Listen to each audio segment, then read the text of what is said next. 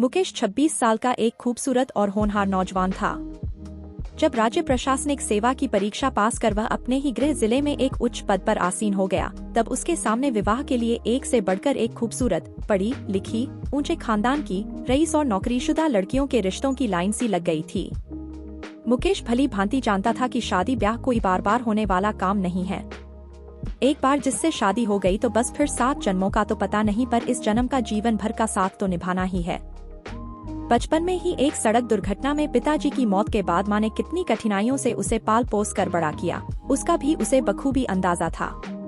उसकी मां ने अपने जीवन में बहुत अधिक कष्ट झेले हैं। अब जबकि वह सक्षम है तो अपनी मां को अधिक से अधिक आराम और सुख पहुंचाना चाहता था। इस कारण भी अपनी शादी के लिए लड़की के चयन में वह अतिरिक्त सावधानी बरत रहा था। उधर जिन लोगों ने उसके पिताजी की असामयिक मौत के बाद उनकी तरफ एक बार झांक कर भी नहीं देखा था, वे लोग आए दिन किसी न किसी लड़की की सिफारिश लेकर आ धमकते। काफी सोच विचार कर वह अपनी माँ और मामा जी की पसंद पर अपने लिए ममता को चुन लिया। ममता एक पढ़ी लिखी और खूबसूरत लड़की थी, जिसके माता पिता की बहुत पहले एक सड़क दुर्घटना में मौत हो गई थी। उसका पालन पोषण उसके चाचा चाची ने बड़े ही लाड प्यार से किया था। ममता उसी शहर में स्थित एक सरकारी विद्यालय में शिक्षिका थी, जहां पर मुकेश की पोस्टिंग थी। रिश्ता तय होने के बाद उन दोनों की आमने सामने 1-2 बार ही मुलाकात हो सकी थी।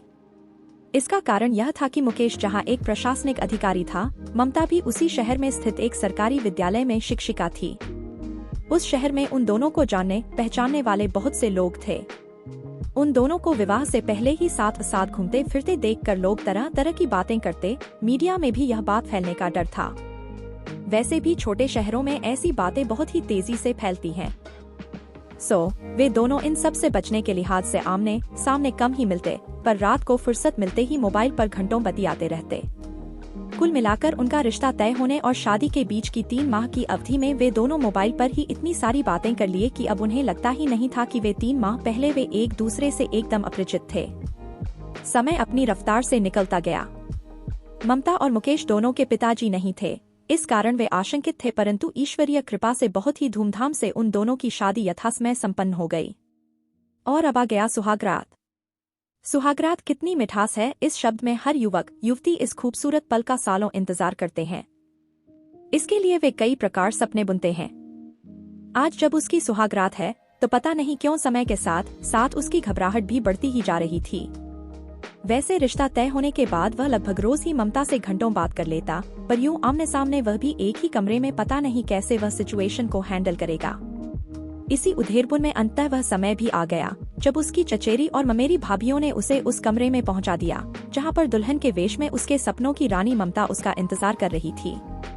ऐसा नहीं है कि वह इस कमरे में आज पहली बार आया था, वह तो यही पला बढ़ा था, पर आज उसकी भाभियों ने उसे सुहाग कक्ष के रूप में दुल्हन की तरह सजा दिया था। उस पर खूबसूरत बेड पर उसकी दुल्हन ममता बैठी उसका इंतजार कर रही थी। सच, ममता आज नई दुल्हन के वेश में बहुत ही खूबसूरत लग रही थी, बिल्कुल परी लोक की राजकुमारी जैसी।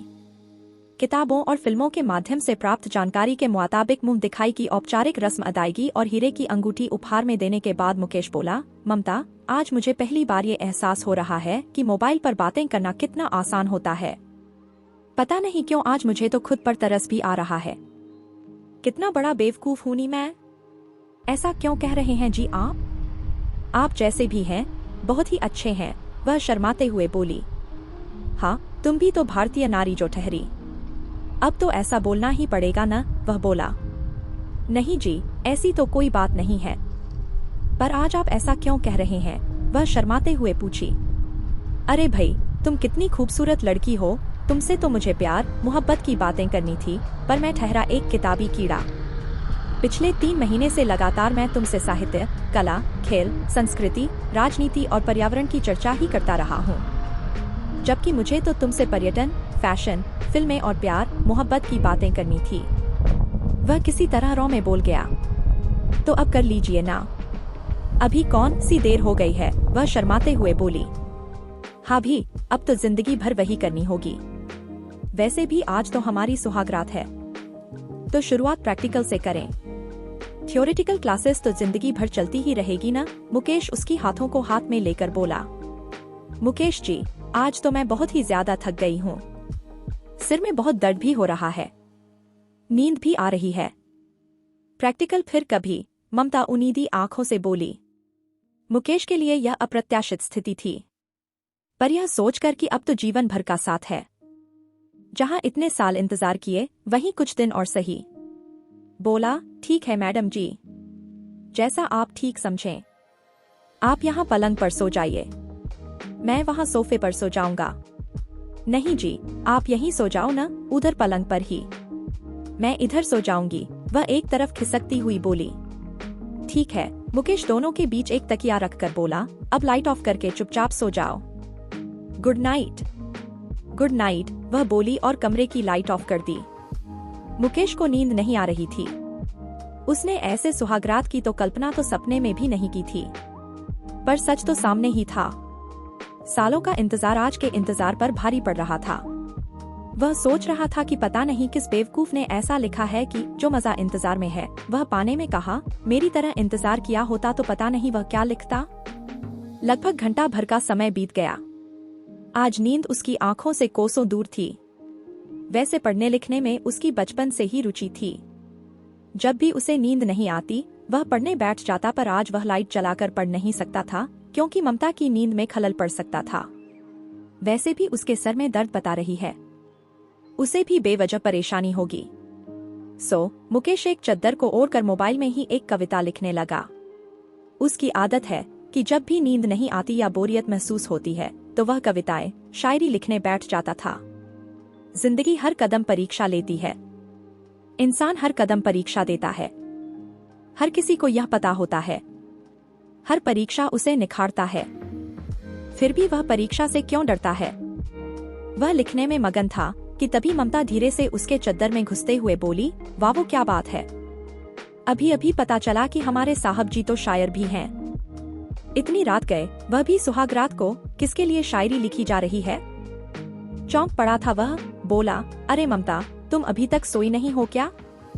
या फिर एक झपकी मार चुकी हो? नींद नहीं आ रही है मुझे। किससे चैटिंग हो रही है आपकी? जरा हमें भी तो पता चले, वह शरारत से बोली। अब तक तो जिससे चैटिंग होती थी वह कर नहीं सकता, वह बोला। क्यों? मैं आपको कभी किसी से चैटिंग के लिए मना नहीं करूंगी, ममता बोली।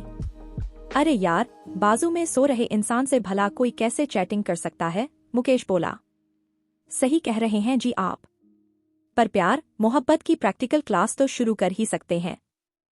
दरअसल मैं परखना चाह रही थी कि आपको मेरी इच्छा नाइच्छा की कितनी परवाह है, वह मुकेश की बाहों में समाते हुए बोली। तो इस परीक्षा का रिजल्ट कैसा रहा? मुकेश की पकड़ मजबूत होती जा रही थी। First class first. बधाई हो साहब जी, आपको 100 में 100 अंक मिले हैं, वह मुकेश के गालों में चुबन की झड़ी लगाते हुए बोली।